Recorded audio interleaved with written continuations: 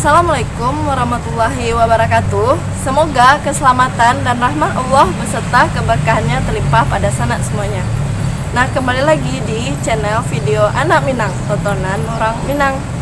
Nah, pada video kali ini kita akan bahas tentang kejadian beberapa hari yang lalu, tepatnya hari Selasa, meninggalnya seorang mahasiswa di salah satu PTN di Padang, di dalam kamar kosnya. Nah, memang kejadiannya terjadi di Padang. Jadi peristiwa ini pertama kali diketahui oleh kawan sekamarnya berinisial I. Jadi paginya nih ceritanya, dia mau pergi kuliah, jadi pergi duluan dan baru pulang kuliah itu sore, jam 5 sore. Ketika si temannya ini hendak membuka pintu, dia mencium aroma yang tidak sedap seperti kotoran manusia. Dan kalau dilihat dari luar nih, kamarnya itu gelap karena mati lampu.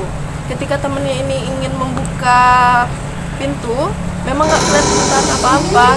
Nah, ketika dihidupin lampu, di sanalah teman ini terkejut karena melihat temannya udah meninggal dalam keadaan tergantung dengan seutas jilbab berwarna hitam.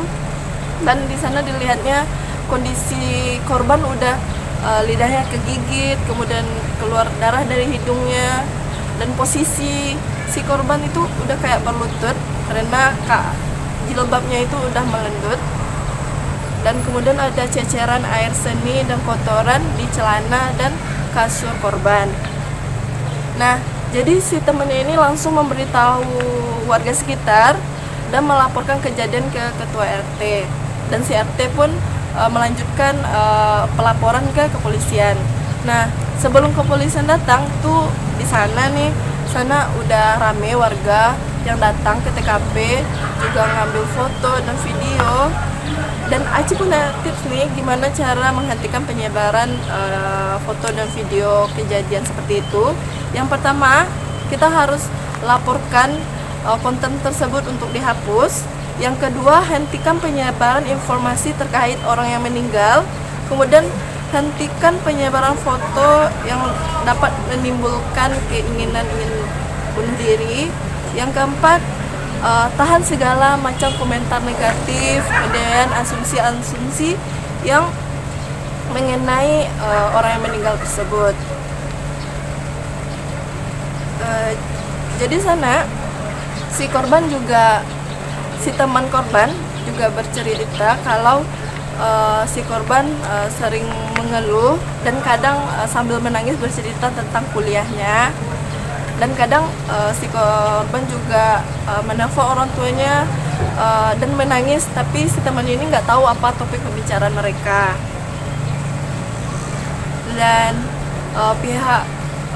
dan si korban sebelum melakukan tindakannya juga sudah mengirim pesan kepada orang tuanya, meminta maaf dan ingin dibacakan surat Yasin selama 40 hari agar arwahnya tenang. Kemudian si korban juga sempat menghapus semua foto-foto yang ada di akun Instagram miliknya. Nah, karena itu makanya keluarga tidak ingin melakukan otopsi lebih lanjut karena mereka sudah ikhlas dengan kepergian putrinya. Dan polisi juga tidak mau tidak mau menduga-duga apa penyebab kematian si korban, karena sejauh ini kepolisian masih melakukan penyelidikan. Ketika dilakukan autopsi luar, tidak adanya ditemukan identifikasi adanya kekerasan. Jadi begitulah sana.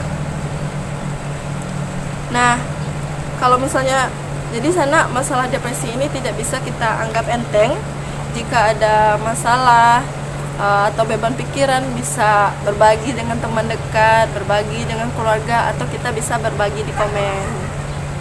Sekian dulu. Assalamualaikum warahmatullahi wabarakatuh.